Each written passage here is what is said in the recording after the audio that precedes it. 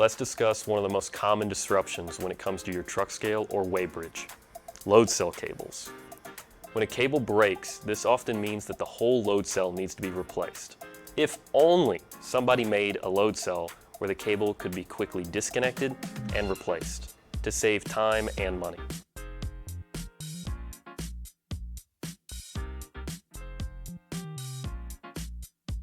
When it comes to truck scales, you can't afford to buy cheap.